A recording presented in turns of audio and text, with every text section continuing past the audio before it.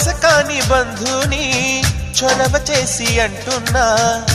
ఇంకెప్పుడు ఒంటరినని అనరాదని నీకు సొంతం అంటే నేనేనని కొమ్మ కొమ్మ విన్నావమ్మ కోయిల వస్తుంది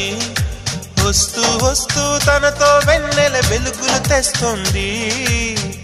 ఏవమ్మ మరుమల్లి తోరణాలు కడతావా చిలకమ్మ ఎదురేగి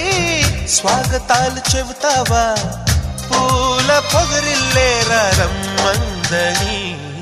విన్నానమ్మ